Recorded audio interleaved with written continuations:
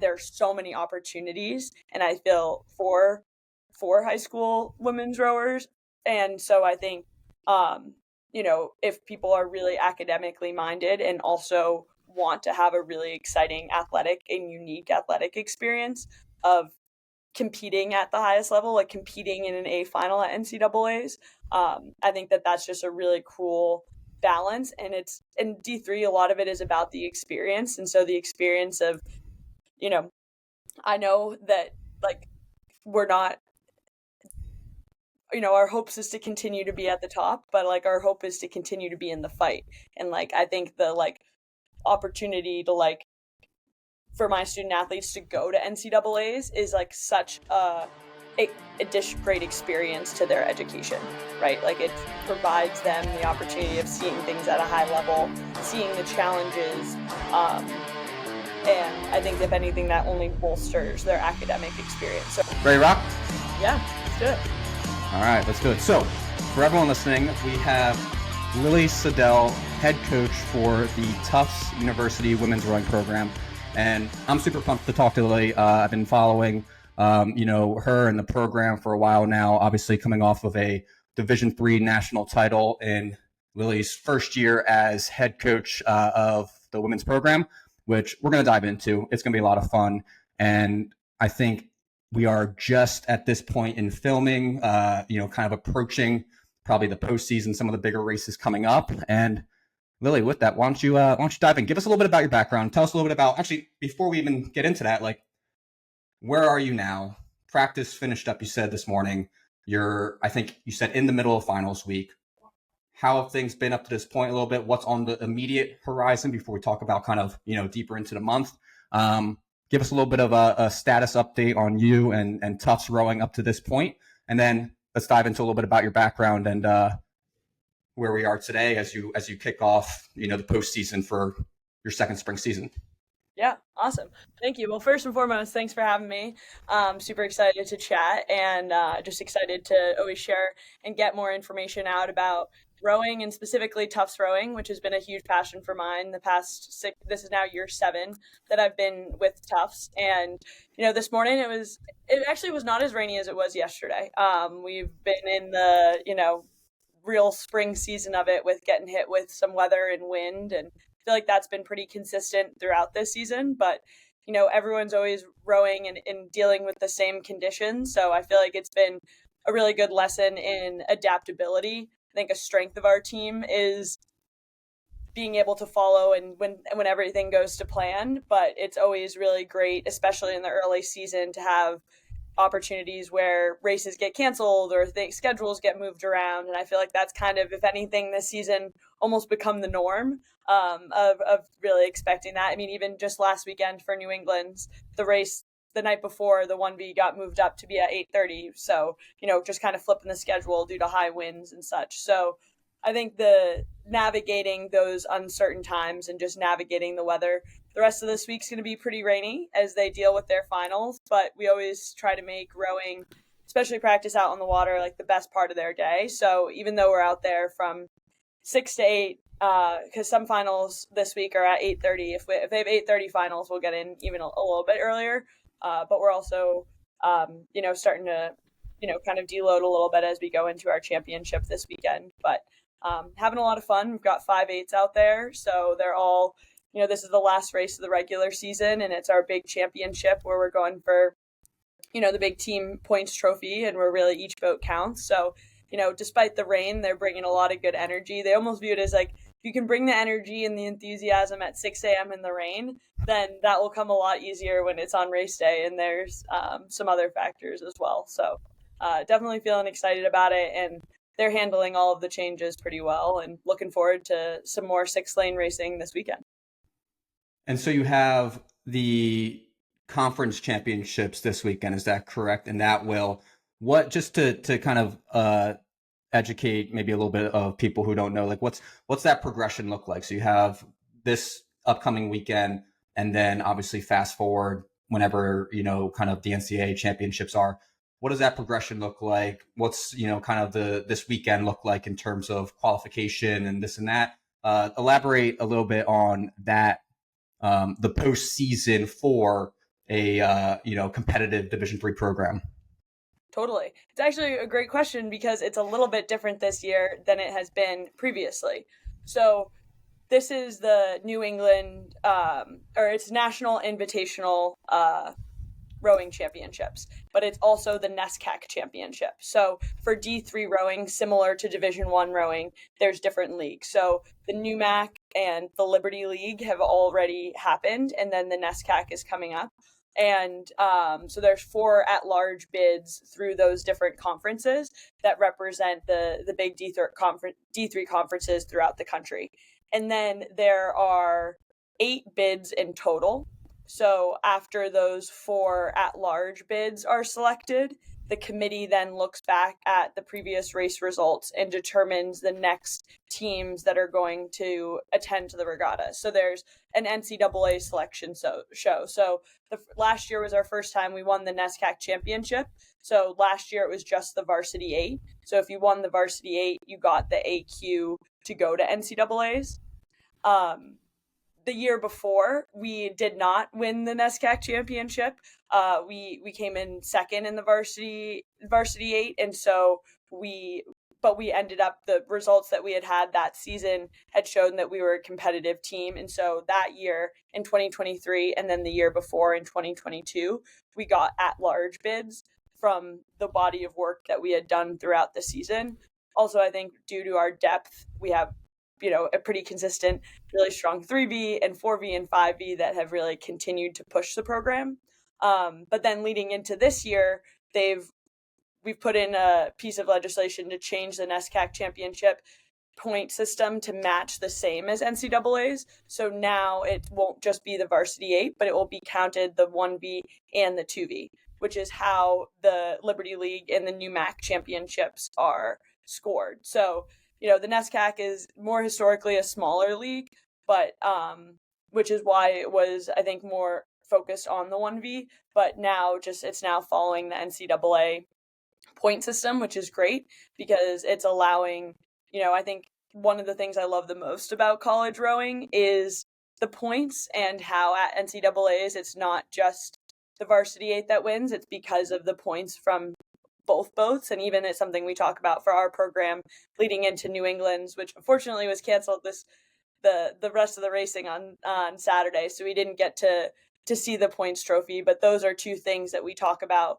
throughout the year with the team, as well as New England's and NIRC's, just that representation of the whole team, because I think that's a big difference between high school and college. Is I felt like when I was rowing in high school, it was, you felt like you were part of a bigger team, but it was, you were kind of in different boats or in different boat classes. And one of the things I love the most about collegiate rowing is how the points work at these conference championships. So I was super excited for us to be able to change and have it not just be the varsity 8, to have it be both boats. I think that it, puts the emphasis more of it being a team, which is, again, just something that's really unique about college rowing, which is how it's scored at NCAAs. And in D1, it's super cool because they have the 4 as well. And so you kind of have to, it's not just one race that determines the champion, which I think is pretty cool. So it's more about like the body of work of the entire team, or at least in those terms of those racing boats. And I think for teams like yours who have 5/8s going out on the water, like it demonstrates the depth of your program, and then also how does that kind of bring itself to championship racing. And okay, well, varsity 8 winning is great, and then obviously, right, that's the peak, but then how competitive is your 2V, and then that kind of pushes, shows the depth of a program, which versus, hey, we have 8 really good rowers, but we're not too deep after that. So no, I agree with that. That's a cool, and that this is the first year that they're implementing that. Yeah, last year it was just the varsity 8, and so this year it will be the same points at NCAA. So both boats will be representing and go in for points to win the NESCAC championship.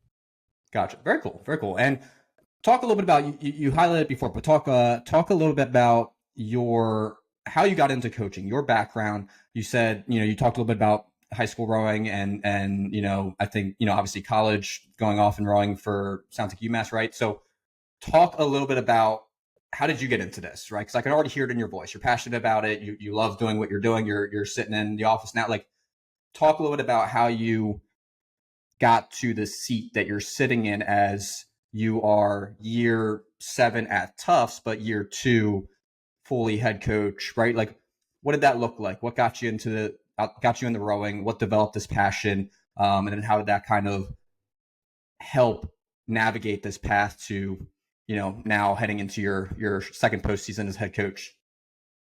Totally. I think it actually, the real roots start with high school rowing. I was really lucky to row at CRI in Boston.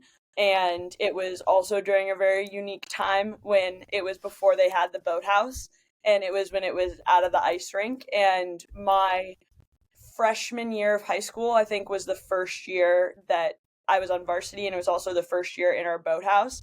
And I just remember I already had such a love for rowing, but we were rowing like really like heavy pococks, and we were trying to like, just get him down from the top rack of this shed outside, and having a brand new boathouse, and, starting to get new eights. I just was the love of the sport and being so grateful for this place and this team that gave me the opportunity to do this and be part of something bigger than myself. I also think I really loved the size of CRI. I love being part of a really big team. I wasn't necessarily always in the top boats, but I really wanted to be captain and really wanted to be a leader and understood the importance of being on a team, and really, honestly, even as in high school, really believed in the organization and what they were doing in terms of bringing rowing to a larger community. And I had played lots of different sports before, but then really just fell in love with rowing when I moved to Boston. I was an Irish step dancer before, um, and I think specifically that transition to the boathouse, and like I remember our coach bringing us in to CRI. Now it's crazy to picture it because it's so full of boats all the time, and it didn't have any boats. And just talking about how hard we had worked to have that space, and I think that I just learned so many lessons there that really ingrained in me like a love for rowing and a love for being part of a team. And when I was getting into college, I wasn't really sure what I wanted to study, but I knew I really wanted to row. And I actually first ended up rowing lightweight at Bucknell. But when I was there, I had no idea what I wanted to study. And so I decided to take a year off, and I actually went to Detroit and I worked for City Year, which is an AmeriCorps program where you work in when you work in the schools in Detroit. And so I worked in the schools all day, and then we'd have to have a secondary duty afterwards. And I was coaching a second grade soccer team, and didn't really know that much about soccer, but really enjoyed working with the students. And then when it came back to going to school, I decided to go home a little bit closer to home and transferred to UMass, also just because of their great education school and the opportunities there. And I actually started coxing on the men's rowing team there for a little while. And coxing is really ultimately what led me into coaching. I was looking for a part-time job and started coaching a high school team while I was still in college, which was really great. And at the time, I was still trying to figure out my major. And UMass has a program where you can design your own curriculum. And at the time, I really loved coaching this high school team. And I said, why not do the same structure that a teacher would have, where like this could be my practicum, and then I could build classes around it and then practice, like go to practice in the afternoon and like do it in real life. So I basically designed my own major in college at UMass to be youth development and coaching, and got to I had like a professor who had to like sign off on all my classes, and like who was in the head of the psychology department. But I was able to like hand pick classes from all over the school to really um, build a curriculum that I thought would be helpful for me being a youth rowing coach, which at the time, now that I think about it, is kind of risky because that wasn't really a surefire career path. But at the time, I just really wanted to pursue something I was really interested in. And so ultimately, I ended up graduating with a degree. It's a bachelor's degree with an individual concentration, but it's technically in the concentration is youth development and coaching. And I think that experience of coaching that high school team, I was so involved in the like I would be writing papers about it. I did a paper on the masters team and like why there weren't any moms on the master like the master rowing team was all men.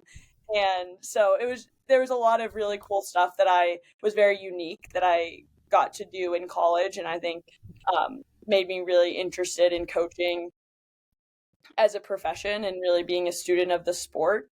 And then at UMass, I had the opportunity to start coaching there and volunteered there for a full year, actually my senior year of college. So I then added, I was coaching college in the morning, going to class, and then would coach the high school student athletes in the afternoon, which I felt like was it was a grind, but I also learned a ton.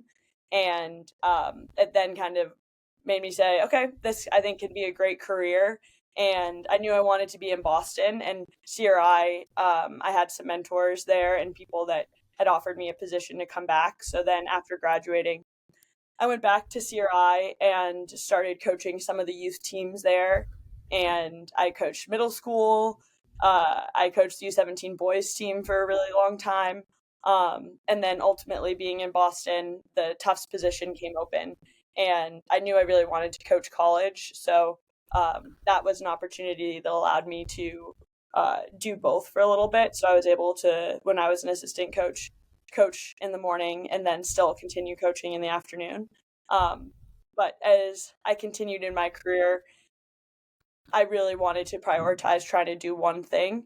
And it it didn't happen exactly how I thought it was going to happen in terms of the timing and in terms of, I loved working with Noel, and he was and continues to be such a mentor to me. And so I was definitely really sad and unexpected to get the call that he wasn't going to be coming back, but am am always very grateful because sometimes I think being a head coach, I always wonder like when would I have said like, okay, it's the time to step into the arena or like apply for that job. And so I sometimes think it was a big challenge. It was like actually 5 days before my wedding, he called me and said that he was staying at Dartmouth and said there'd be an opportunity to potentially connect with the ADs and talk about, and my biggest thing at the time was just wanting to help the team. I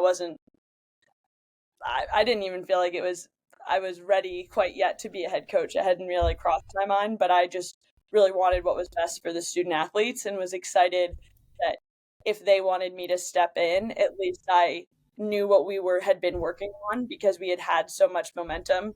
2022 was our first time going to NCAA's since 2015 as a program, and we got sixth, and then in 2023 we got third. And so that summer kind of coming into that fall, there was a lot of momentum, and so I felt a huge duty of wanting to help especially these seniors have a great senior year. Again, I couldn't guarantee.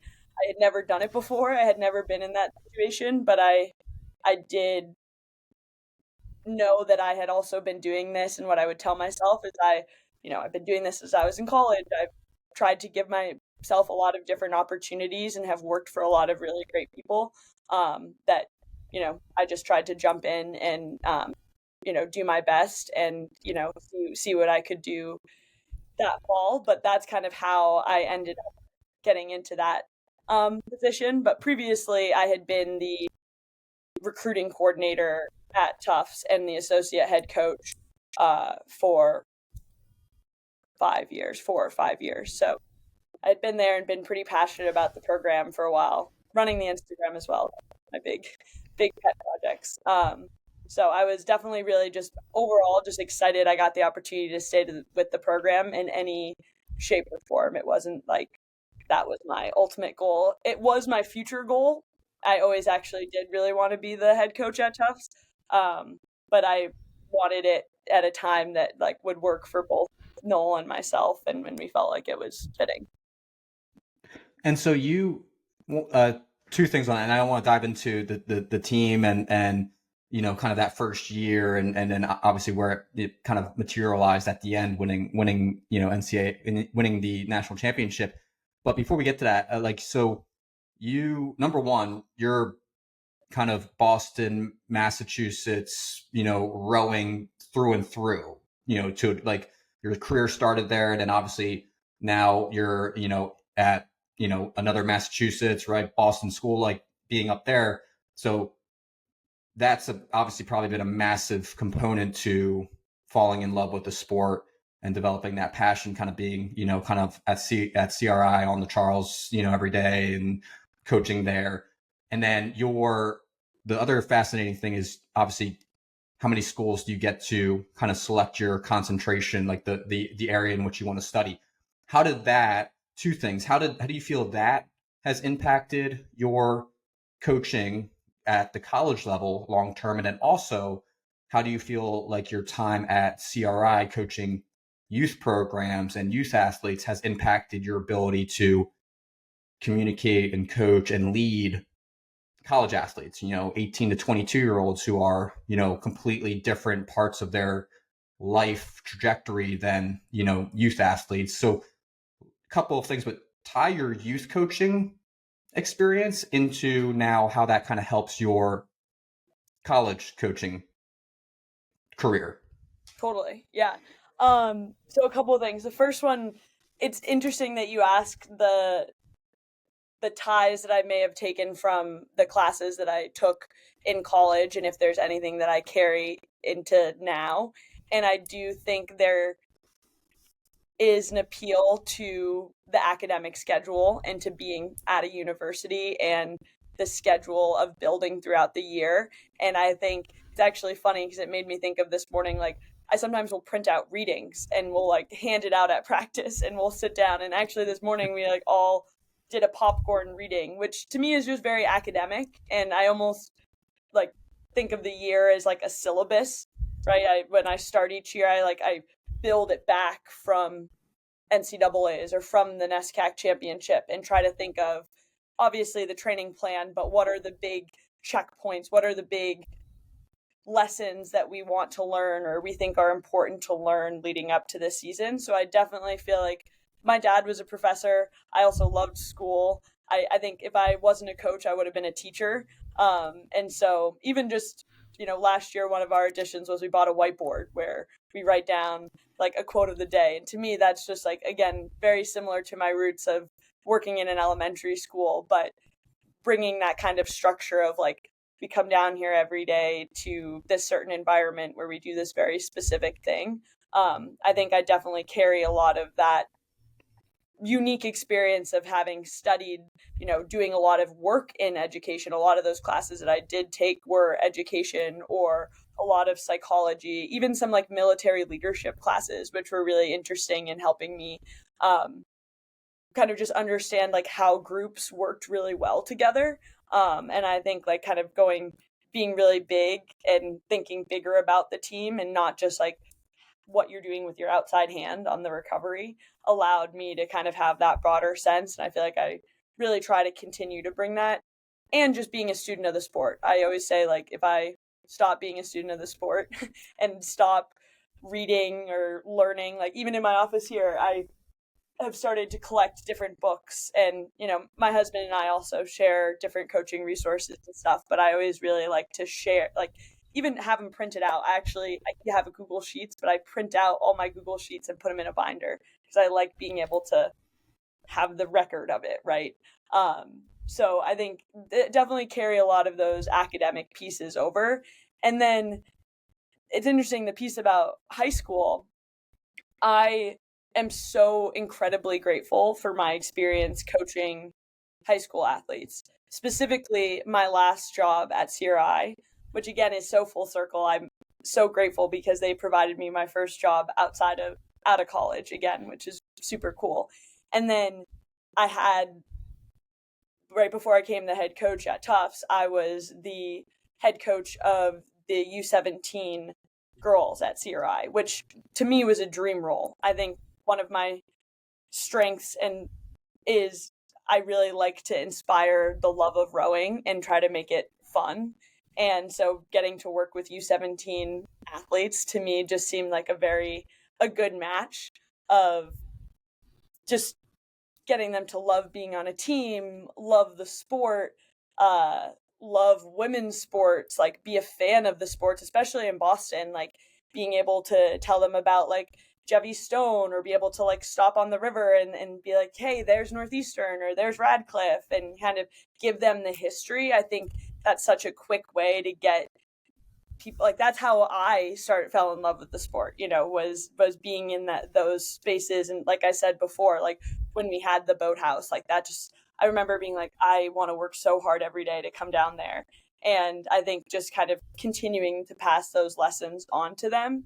And then also just understanding, I think, the recruiting process and also, in my role now as the head coach, my assistant coach, Ethan, who is also does most of the recruiting. I would even say he's the recruiting coordinator. I don't think it's technically his title quite yet, but it is definitely, he manages all of that. But even through those conversations, I'm grateful for my experience coaching high school athletes because I really think of it very holistically.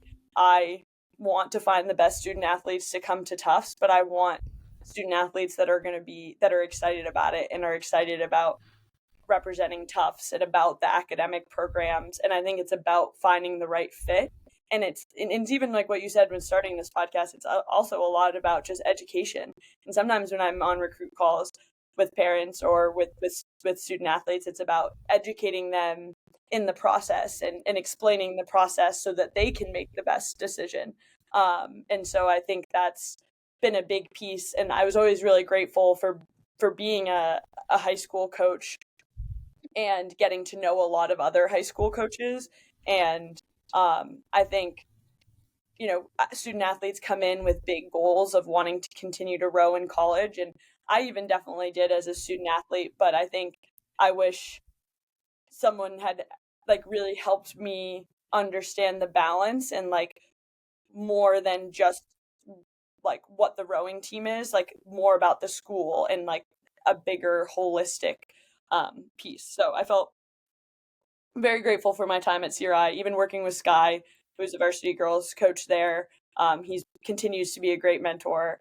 And so I think that high school coaching is, if anything, I think that would be something I would go back to after college coaching because I think it's super important. And I just love inspire, like there's nothing better than it would be so fun in the fall to take them to their first regatta. And of course we're like, at first we're like, it's all business and we have because they have to get the boat down and they've all been taught to like be so careful of the boats and don't, especially in the fall, they don't know the results until you like meet up afterwards. And of course we also are like, okay, we're going to talk about how the race went before we tell you the results. But it's always just such a fun, that day of them getting to have their first race is just so cool. And I'm just always forever grateful for that experience. And I hope I do that with the college athletes, but it's just different. It's different than when you're doing it your first time as like a freshman or sophomore in high school.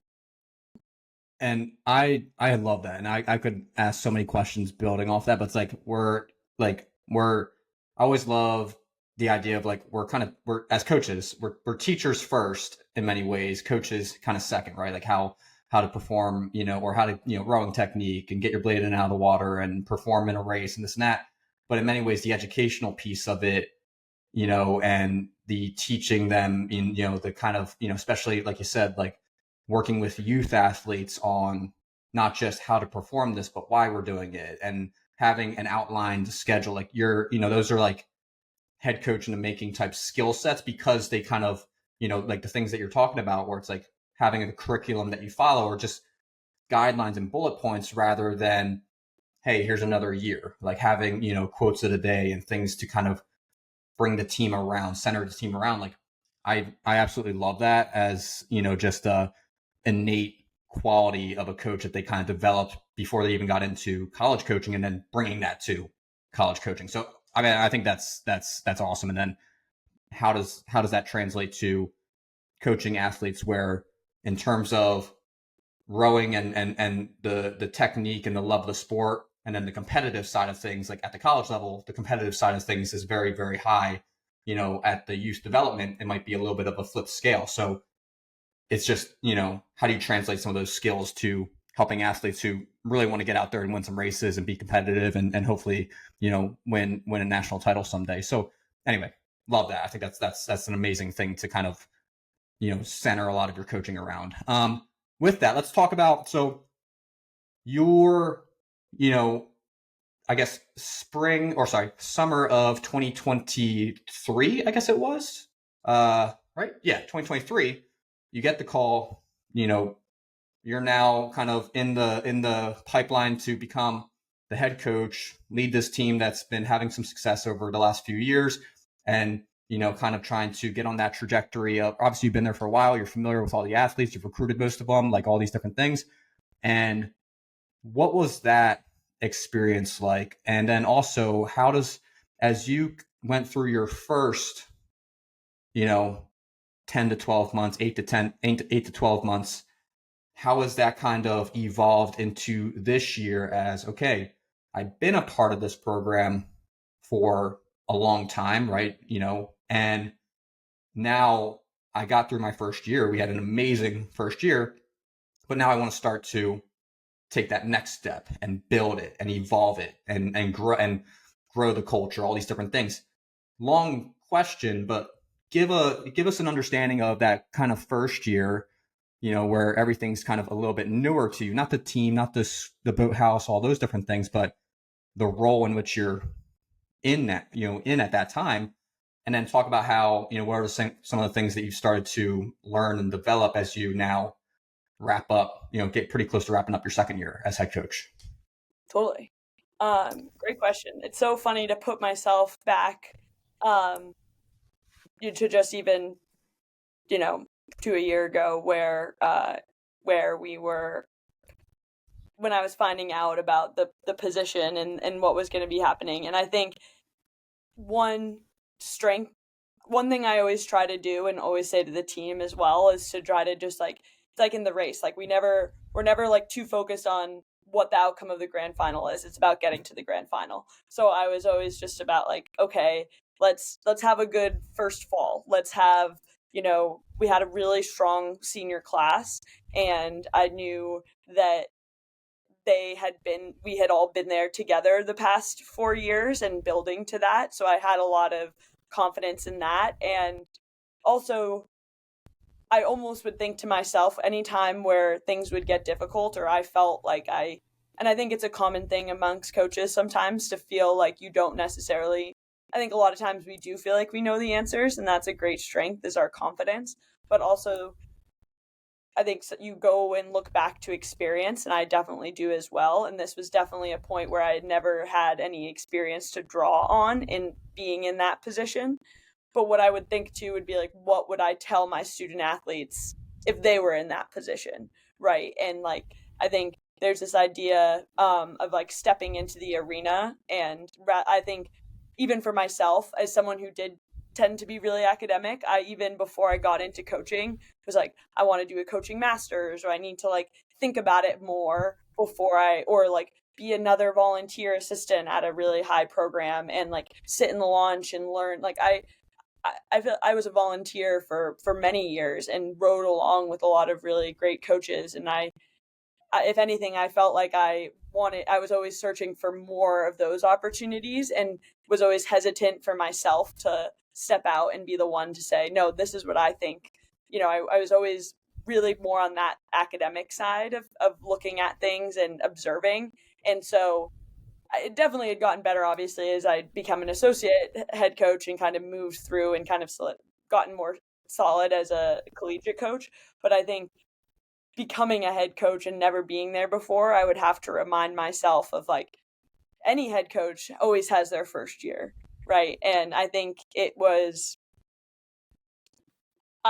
every point where it may have gotten hard or was difficult or I didn't know what to do, I just, again, would tell myself what I would tell my student athletes of like, you know, you're already stepping into the arena, like you're doing the thing, right? And I think sometimes I was so afraid of it not being perfect, and yeah, like that just being the enemy of that. So it's been cool to like have to work through that as a head coach, and then also like I think that's a good lesson for our student athletes to learn as well, as like, putting yourself out there and like, maybe not feeling like, it was my time, or that it was, I knew exactly, like it was when I had planned to be the head coach, but at least I could take everything that I had known and try my best and do my best and be and try to be as prepared as possible and give it my all. And that's what I told them, especially even those seniors, which I felt such a responsibility to do such a great job for, because it was their senior year. And we always say like you can only row in college when you're in college, right? And so I felt such a duty to, regardless of the outcomes, just like give them all the opportunities that they would want their senior year. And so I definitely just tried to have that mentality throughout the whole year. And I feel like the team also had that mentality where, the year before we got in third at NCAA's, but that was in the points trophy, but we were just outside of the podium in both the 1B and 2V. And so they were definitely really hungry. And I was really hungry as well. And it was just a time of, I think, being very inspired by the project at hand, and coming down and loving rowing in the mornings. And also I think it was the whole team. When I reflect back on last year, I feel like the biggest thing that we talked about was the team, which was all, we had 5/8 again last year as well. And just making sure that the experience across the whole board, it's not going to necessarily always be the same, but like everyone, when we get to that last championship, like their race matters and they have an opportunity to perform at a really high level. And so I think like that's definitely been carried into this year. It's been great to have, like I said at the start, last year at the fall, I feel like the hardest thing is I didn't have any experience to draw on. And what's nice is I have experience to draw on, but it's still not a lot. And I do envision myself, hopefully years from now, where I've I respect and have so much respect for my like coaches that I compete against that have done this for a really long time as well. And envy some of their experience and times of, of reps of being able to do this, because I do think same thing as the athletes, like, you get better from your hopefully you get better from your freshman year to your sophomore year. And so what I'm lucky and glad about is that I don't just have 4 years for my time, is that I continue to like evolve and kind of edit the process. And I think, looking ahead to next year, what I'm excited about is that it's fun to every year try to see what we can do better and kind of build and learn, and again kind of zoom out a little bit more and say, okay, what are the bigger lessons we want to learn in the fall? Like, next fall, all I want to talk about is like making sure we're standing up tall, right? And like how we carry ourselves around the boathouse. And like, that's, I wouldn't necessarily think of that in terms of like being on a training plan or things like that. So just excited to keep evolving year to year, and just very grateful for the opportunity to just do it last year and have the opportunity to be there. And also just with really great mentors, like, Noel has always continued to be, a huge help, and, someone that I really look up to. And I know that he, part of him leaving was going to be part closer to his family, which is a value that I really, really respect. But he's always part of Tufts rowing. So it's really great to like have that support as well. That's awesome. And I think, I mean, obviously your experiences, you're going to continue to kind of collect new data points along the like, and have that reflection point. And obviously someone like yourself who kind of has, the development piece, the youth development and the coaching development. I'm sure those are things that, you take those lessons and you're able to build upon them for, next year and beyond and beyond and beyond. And describe to me, if you don't mind, like obviously this year, right? You're coming, obviously you're in your second year. as head coach, right? Been there for a long time, know all the athletes very well, obviously. But what's the messaging been like? I want to talk a little bit about the team and Tufts and even just the future hopeful tough rowers that what they can learn about the school as a whole. But before we get to that, you're here in early May. You're coming off of a great year, and what's for you as a head coach, what's the messaging been like to the athletes that to kind of just lead them down this path of, in some ways, a little bit of expectation, but in other ways it's like, hey, like, we're just trying to build and grow as a team, and like, take that wherever you want. But for you as a head coach, for you as a leader of a very large roster who has this kind of, could have this feeling of expectation of, hey, we want to do it again. We're going into, postseason. For you and the other coaches on your staff, like, what's that messaging been like? What have you been trying to get the athletes to think about, to kind of, you know, keep them focused on the goal, but also maybe not get too caught up in the outside factors that they may be throwing on their shoulders that may be weighing them down in terms of like, oh man, we got to go out and get a repeat, this and that. What's that been looking like? Again, take that wherever you want. Long question, but what's that been looking like? Totally. It's interesting because Tufts is a school that is very high performing. It's a fantastic school, both academically and athletically. And I think it attracts people who want to do things at a really, really high level. And the student athletes that are here, part of why they're here is they want to be successful. They want to succeed in the class. They also really want to give back, and they want to like make the world a better place. But I think sometimes they don't always know how to do that. And I think the initial way to go at it is like meet everything with like intensity and like, again, like structure, but like, put a lot of focus on it, and to have it be super serious maybe is a better word. And I think something we talk about is that like you can take something really seriously and really care about it, but it doesn't mean that it needs to be devoid of joy. And that and that actually the bringing joy and like levity and purpose to it is actually what allows us to do it at a high level. And I think, it's definitely been, we don't really talk, like we talk a lot about our goals as a team, but I think our goals as a team aren't outcome goals. I would say like our goal as a team is to be like the best team possible. And like even one thing we did this year is like that was our goal last year as well, but like we would talk about is like let's be the best team possible, and like what does that look like. And going into this year, one thing I thought about was just trying to do more service. And like there's so many times where we're there together as a team and working on a common project, but it's usually our common project of speed. And I think so this year we started to build a connection with Medford high rowing, which has been great. And the girls team came down and we like took a whole day. We like counted as a day of practice and had them come down, and we did like a 3-part. They did like a core circuit, then they went into the weight room, and it was like a big voluntary just kind of like outreach. And Tufts is actually, we have the Tisch School of Service, and we have someone who works in athletics, who we have 2 civic life representatives who their job is to continue to look for opportunities for our team outside of practice and competition to give back to the community.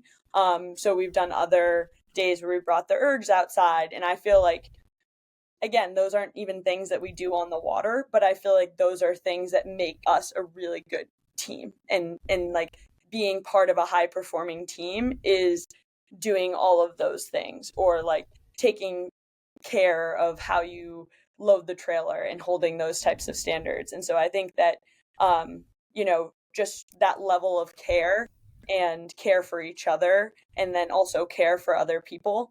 Even the jumbos, like the elephant, part of elephants like take care of each other, and it's like part of being in a herd. And that's part of why it's our mascot. But I think that like those types of things are only making us better as a team. And I think that like my goal as a coach is to make them better people, and like the way that we teach those life lessons and make them better people is through trying to do this at a really high level. Like it's not guaranteed, but the pursuit of doing like something at a really high level is so fun. Like we talk about it, especially just being in Boston. I mean, we had the Boston Marathon, and then I mean the Masters wasn't near us, but we also talked about the Masters. I think we draw on a lot of examples of things that are going on around us as well, and like other sports too, and information that we can get from that, because I think sometimes you can get just so caught up in rowing, and there's so many different lessons even from different sports on our own campus, where we're super lucky, where we have really other successful teams who who are trying to do something similar, trying to continually be in the fight at the highest level. And so I think it's really cool to learn from those teams and definitely and follow them.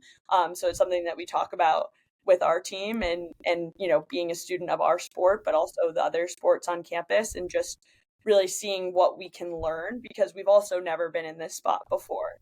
But I think trying to just continue to lean into doing the small things, and really having care in your craft, and in rowing, and being part of a team. And I think obviously we have big goals and big dreams, but like what we're doing right now, like being in the thick of it, and like even right now, like this week, the preparation for the championship, like this is where all the lessons happen, and like where all the important things go on, right? That's just like one day. So I think that's just a lot of the stuff that we really value, especially this year. Because I think we could have come in and been really like, we want to, like, we definitely want to continue to be successful, but we're going to continue to like refine our craft, find joy in doing something really well with a big group of people, and then seeing where that takes us, right? And then at every point when we go out and compete, it's an opportunity for us to see like, what can we do a little bit better? Where can we make improvements? Do we need the 3V to go up a little bit higher so on the trailer, so we can just have things move just a little bit more efficiently, right? And I think just kind of keeping that focus also ties over into everything we're doing on the water as well. Yeah. And I absolutely love what you like. I think number one, like I think it kind of answers a lot of that question in the sense of like you have these new mission and things that you're attaching to your team to help build the team and build the culture and just, but it also in many ways it helps, maybe you've thought about it, but it helps the athletes think about what you said, where it's like, hey, we want to go fast, we want to compete at a high level, but there's more to this than just how fast we can go 2,000 meters. There's more to this than, there's a whole world out there, and us as a collective, we can really have an impact on that. Like that's like super cool. Again, things that you're bringing to the team, where you're centering it a lot around the service and things like that, and making that a big component to the culture. And then through that, hopefully, obviously, as a byproduct of that, like your team is just more tight knit. And then how does that kind of translate to, performances on the water and the closeness of the team, so on and so forth. So anyway, I think that's so cool. And I think what you said about you can, it's like you don't want you don't want the competitiveness to rob the joy that is, being part of a team like this and being a part of a sport like this. So I think those are incredible messages, as as a program. Like I absolutely love that. And with that, talk a little bit about, okay, so you've mentioned it a lot before, but Tufts University, like talk a little bit about, I want to, because the reason I want to dive into the program,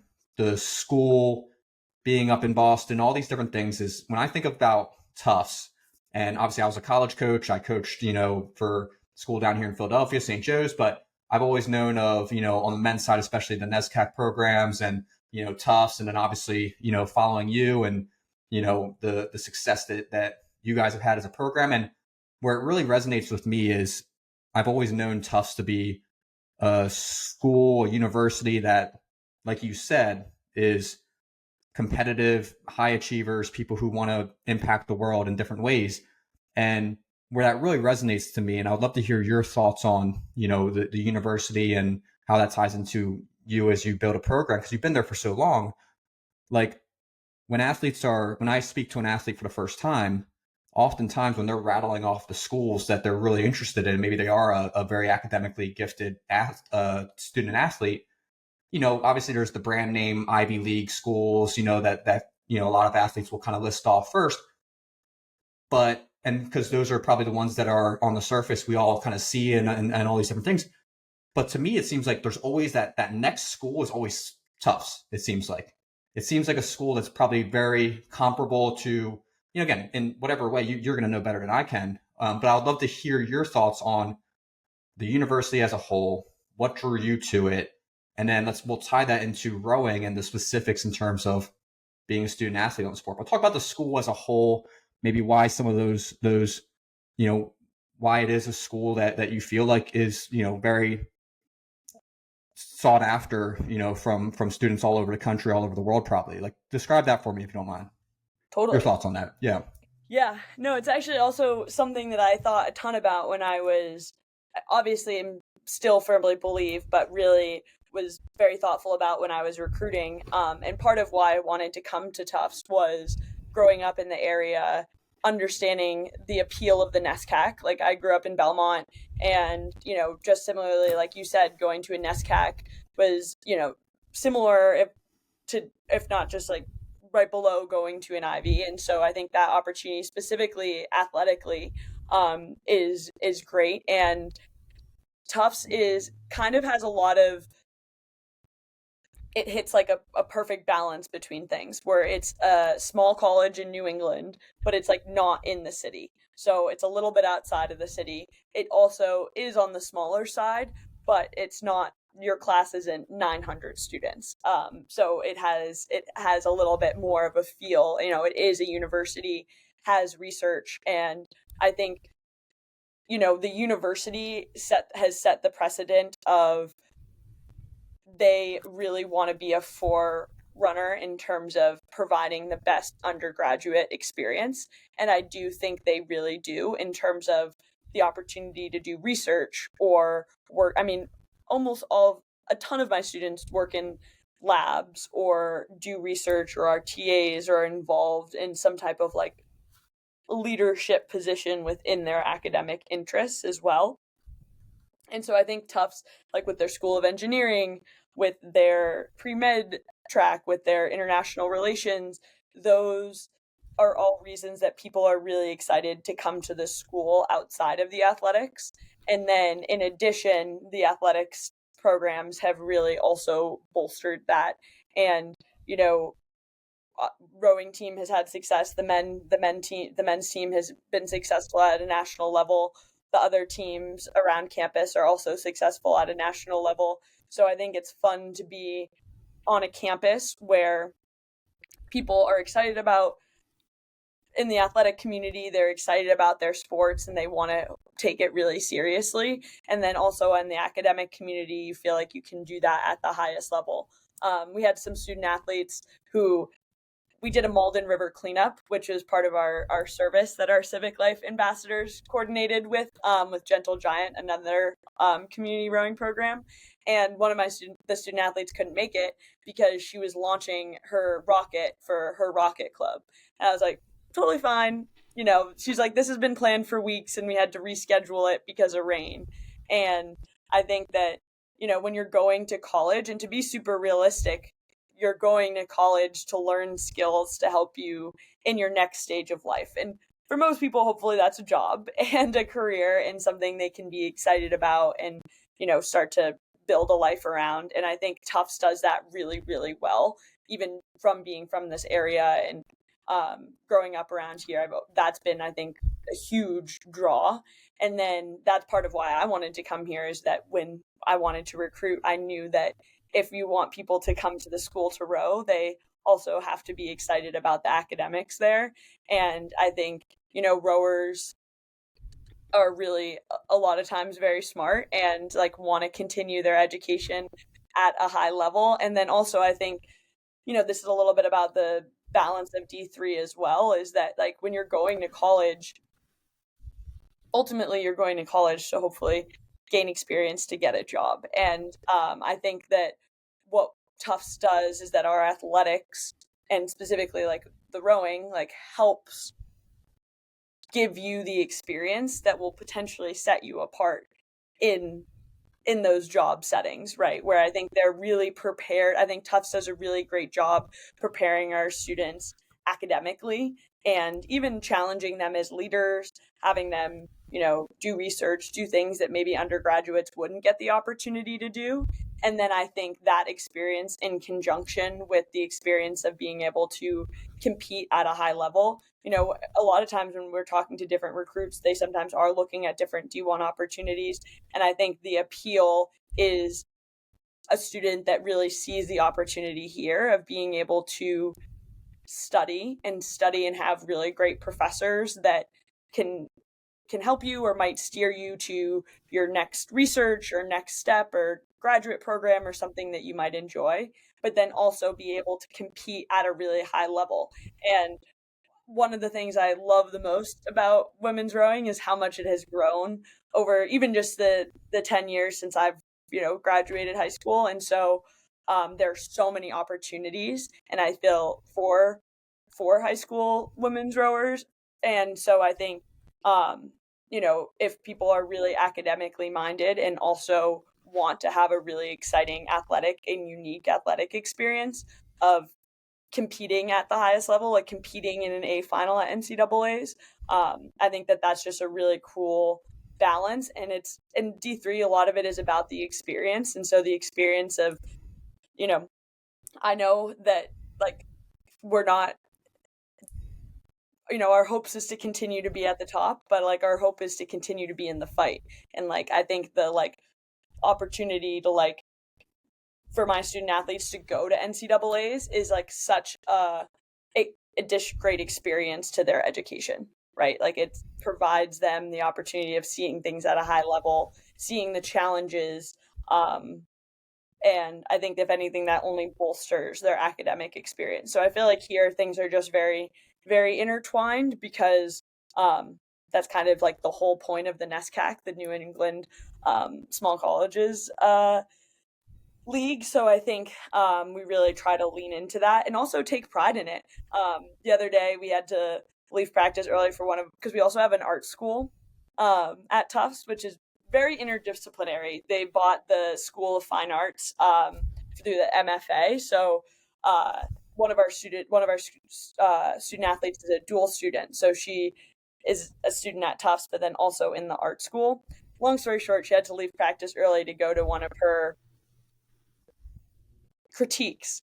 And I was like, we have to get off the water early for Naz. And I was like, Naz, tell everyone about what you're doing, and kind of had a moment where she shared what her critique was, and the whole team got to hear about what she was doing. And I think those times where we get to hear about what the student athletes are doing in school, again, I think it only like helps us feel more connected as a team. And I think they're all inspired by the stuff that their teammates are doing as well. And it's inspiring to be in an environment. It's hard to be in an environment where everyone's working really hard and kind of firing on all cylinders, but it's also really cool to and helps you continue to perform at a high level and be inspired. And I think bottom line, people just love what they do here. And so I think they love the rowing, and then they also are really passionate about their academics as well. Yeah, and that's really neat because like I think part of maybe like it sounds like with Tufts and it's part of the NESCAC schools, but it's probably one of the larger, like it kind of has that, like you said, like that university appeal to it, where it is a of the small school NESCAC, like it's probably one of the bigger ones. Like it kind of has that appeal to it. And I think one of the interesting things is like the emphasis that it sounds like is put into athletics. And I think oftentimes maybe people think of, hey, like D3, like it's all academics, and their calendar is way different than D1, and it's not as like I don't want to say competitive, but like the emphasis isn't put as much into athletics as say the D1 schools. Like it sounds like with Tufts, like it's very, again, like there is a good balance between the academic piece and the impact the school feels that athletes or athletics can have on that trajectory as a whole student, athlete. Um, Describe that balance between just academics, athletics at a school like that. Like, just I'd love to hear your thoughts on being a competitive a D3 athlete at a very competitive program while also balancing those academics. Like, what does that messaging look like to recruits? Maybe what does it look like in terms of how our experience is maybe a little bit different than say the D1 experience, where you're at a very academically excellent school and competitive athletics as well. Like, what do you feel like for you is a little bit of that, the difference between maybe the D1 side and the D3 side, where the rowing and the academic piece are both very demanding and very serious competitive things that you want to be a part of? Like, what does that, like, elaborate on that if you don't mind? Definitely. I think one of the things I love the most about D3 is that it's very holistic in that the athletes really are there because they really want to be there. And so like specifically within our league, there is a really long off season where we can't coach.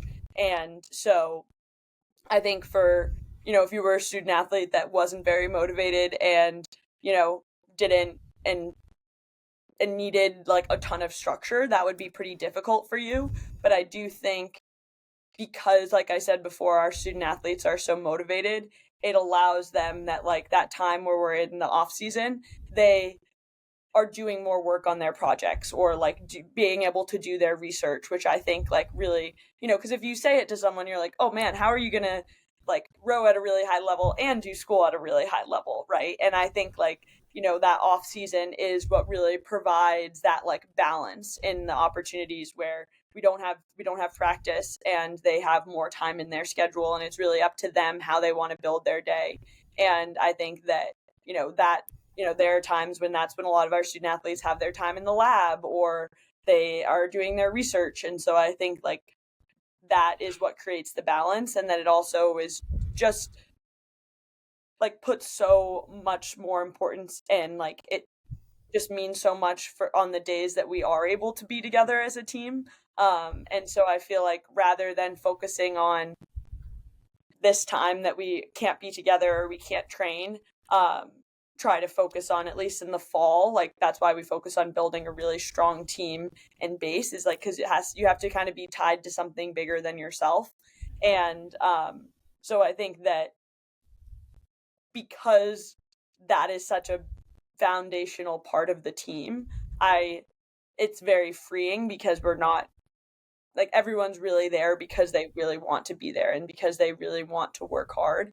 And I think that that is a very, again, I also think that exists in D1 programs as well, but I think just because of the structure of like there isn't any scholarships, there isn't different things that are potentially on the line. Like people are here, we kind of joke of it like for the love of the game, like for the love of the sport. And that's like a very cool, inspiring thing. And I feel like our team has taken that and been like, how how well can we row? How well can we row while still studying and doing all of these other things as well, which I think is really important. Yeah, no, I think that's a great, like, it's just, I know that the athletic calendar is a little bit different than what you have at the D1 level, and like you kind of have to, as a coach, tighten those bonds and those kind of a little bit more limited time in which you can do kind of that in person coaching. It's very, that time is incredibly valuable as a team, as a coach. And I want to be conscious of your time, obviously, but hopefully, we can get a couple more questions, and just in terms of like the athletes as a or in general. But from a I have so many, like I've had conversations with athletes who are, again, just very, very competitive, really solid really solid, high school rowers. They love it. They're passionate about it. But the D1 side of things, they're like, hey, you know what? Like I do, that's attractive to me, but the some of the NESCAC programs, right? Tufts, right? Like these programs, like it's just I want to go fast. I want to compete. I want to, see how far I can take my rowing.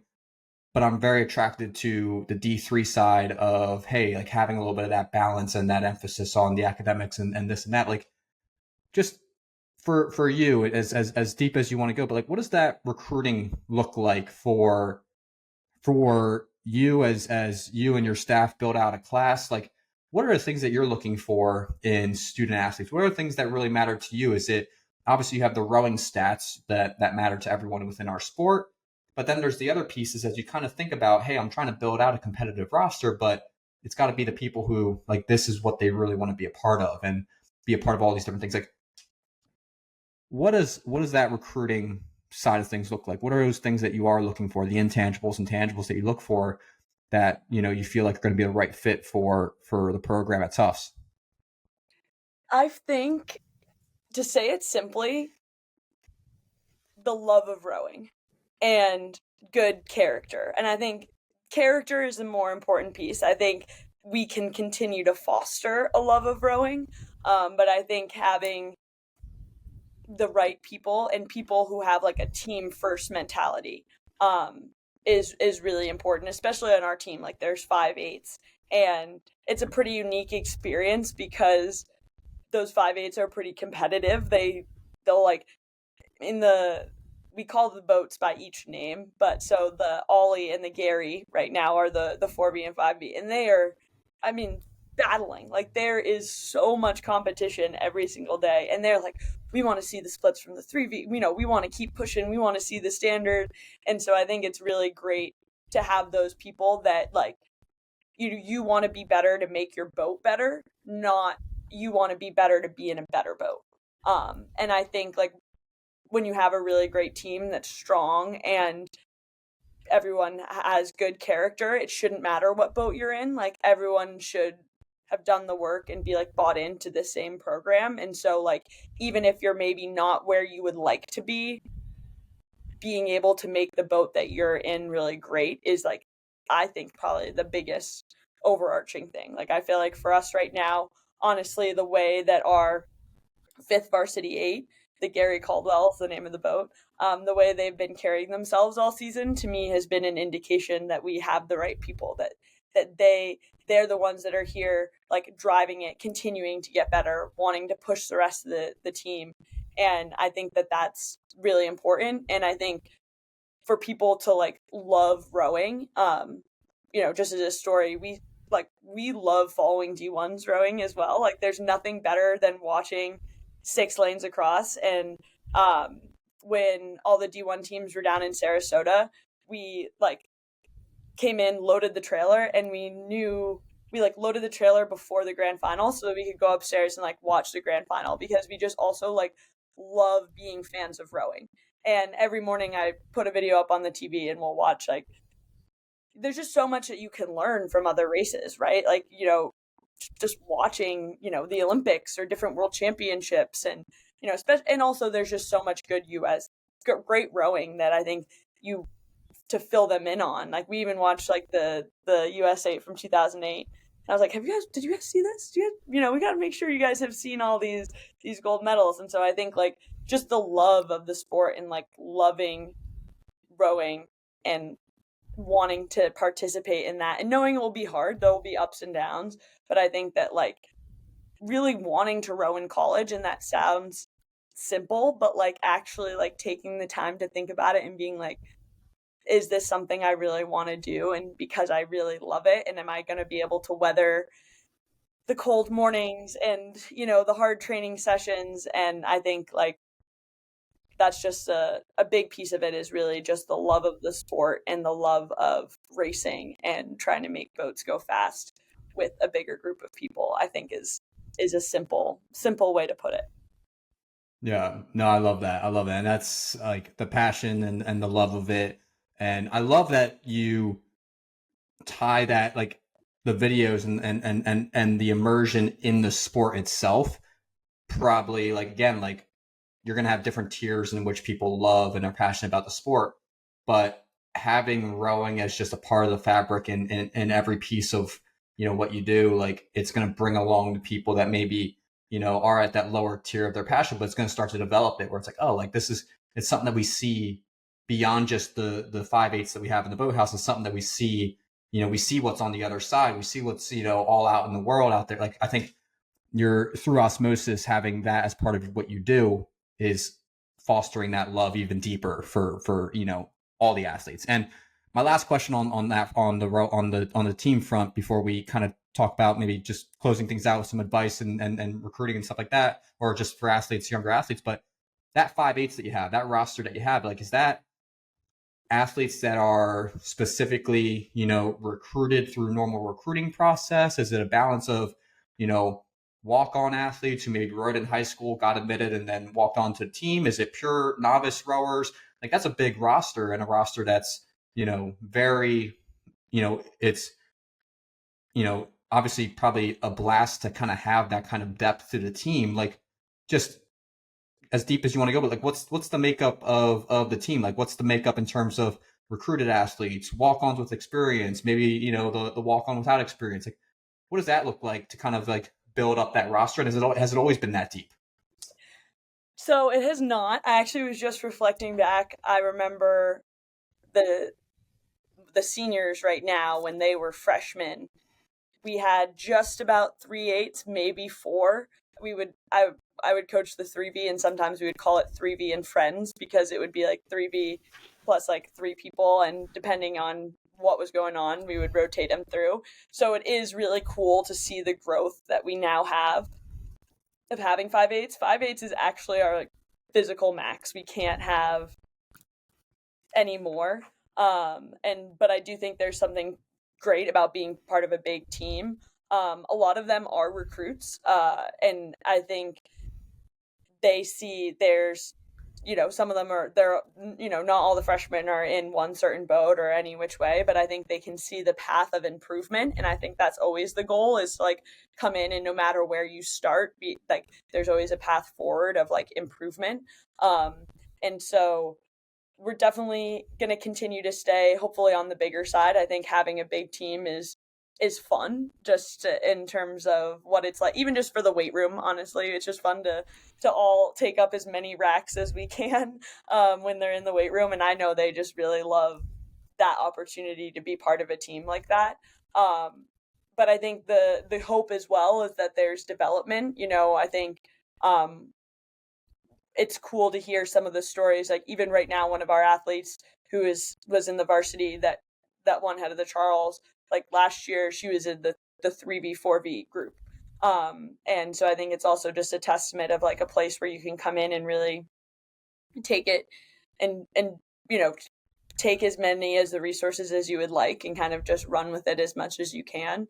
Um, so, bringing in a pretty big recruit class next year, which is exciting, and excited about continuing to kind of like, you know, be on the bigger side with the team. But I think also just athlete experience is always really important as well, where we're not just trying to just have a bigger team just to have a bigger team. It's fun.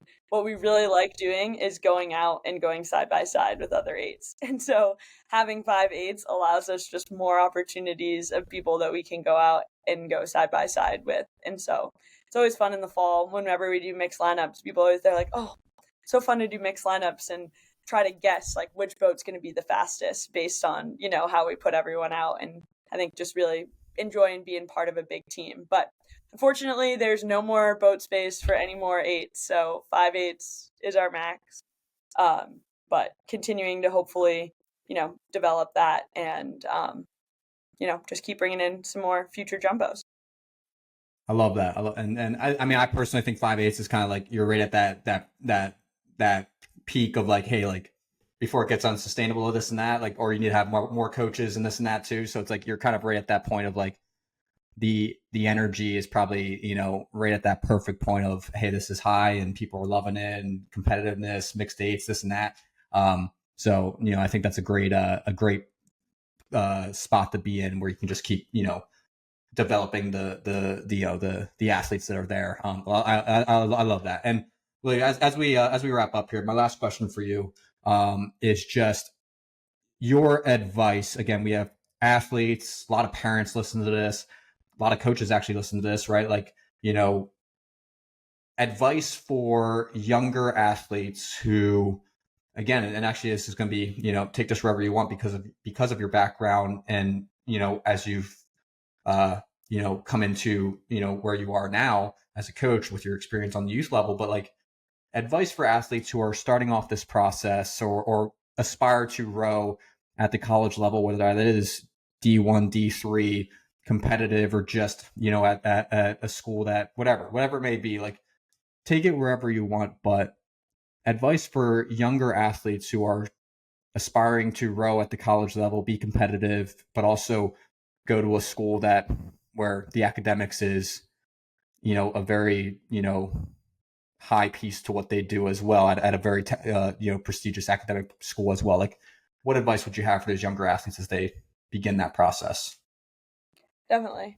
Well, first of all, and I say this to all my recruits, I always say just do really well in school. I think that gives you a lot of great opportunities, and also from the colleges side, they're also looking for, at least on our end, they're looking for really high achieving academic students. So if there's a place that you're really excited about, that you want to row, that has really high academic achieving kind of standards, just really focusing on your schoolwork is really important.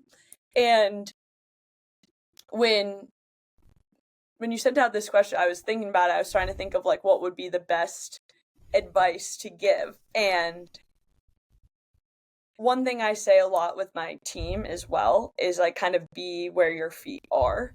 And it's interesting because I feel like in the best recruiting conversations that I've had, it's been, we've talked about the experience that they've had right now in high school, or previous experiences that they've had, and maybe times where they've overcome challenges or made their team better. And I would say that, like, you know, you obviously are trying to like be the best version of yourself for college coaches, but I think like if you can make your team the best that it can be in whatever way that is, and that doesn't necessarily have to be with your rowing, but it could be who you are as a person, or who you are as a leader, or as a coxswain, right? Like making your team the best, and like being able to like just be where you are, and obviously be excited about that next step and like think about college, but also like be willing to give everything that you have right where you are right now, and learn from those experiences and use those experiences to help you when you're having those conversations, and draw on those experiences. But I think like being really like trying to, you can only row in high school when you're in high school, same thing as you can only row in college when you're in college. You don't want to be spending every day stressing about the email that you're going to write to a college coach, or the call that you're going to have, right? Like try to get the rhythm going in that boat, and like get the energy going, and like make your team better, and be really present at practice. And then when it comes time to be part of the college process, like be thoughtful and draw on all of those experiences. But I think that like the athletes that can really dig in and dig into whatever experience it is, it doesn't always have to be rowing at the highest level, but it's always great hearing about people, some athletes only get to row in the spring, and so their experiences from student leadership or other sports, I think, is really important. So just like trying to like be where your feet are, and make like whatever is in front of you better first, and kind of leave the place where you are better, I think is a good way to kind of like jump into that next stage. And I think will only, and at the end of the day, if anything, you've also just made your team better, which is, I think, a very worthwhile thing. And I would also argue you would learn a lot that would be exciting and interesting for college coaches as you move through that process as well. I absolutely love that, and that's something that people should run back and listen to again, because I think that is something that especially in my experience talking to just young people in general, or anyone really in general, it's like they think about that kind of next thing, and rather than kind of staying in the moment. And the beauty of high school rowing is like, or just high school athletics as a whole, it's like you only get it once, and it's like those are things that you want to be there present for, and really kind of soak in all that experience, because number one, it's going to help you long term in whatever path you go, but it's also you don't get those opportunities again. So it's like the college recruiting process, it's going to be there when soon, like it's going to be there, but stay in that moment. Anyway, I absolutely love that. That is very valuable gold type advice right there. Lily, this was an absolute blast. There's so many follow up questions I could have for you. I want to be conscious of your time, and as you guys kind of kick off the postseason and getting ready for this weekend and all the fun stuff to come. But we could totally do a round two at a later date, and really kind of get deep into the weeds of whatever topics that again, it sounds like you're so passionate about a lot of these different things, and I would love to just continue to educate myself and continue to educate the listeners on any of those topics, especially because I love, there's a lot of things just that we only scratch the surface of in this hour plus. So with that, any last things for us? Any last things that we, where can we find you? Where can we learn a little bit more about Tufts? Obviously, there's the website and stuff like that.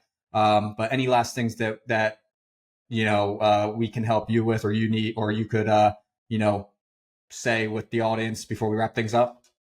Well, first of all, just thank you. I again always appreciate people promoting the sport and continuing to get more voices out there.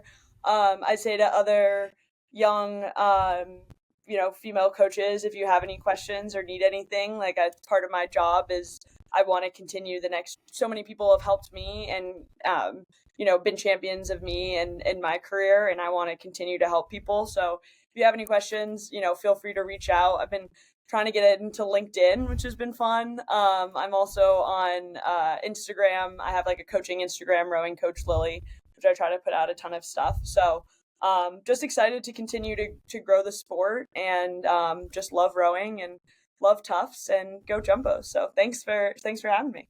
Excited and would love to continue to chat. I again love these types of conversations, and would love to be back if you would have me. So thank you. Absolutely. We will totally do that. And good luck as you guys, again, as you prepare for this weekend and all the things that are beyond that. I'll be following. I'm sure a lot of people who are listening in will be following you and the Tufts program. We'll put, links to, the Instagram and LinkedIn stuff in the bio or in the show notes. So, but good luck to you and the team as you kick off the postseason. I'm super pumped to follow. And thank you so much for coming on. This was a blast. Yeah, thank you. And thanks for all your work. Appreciate it.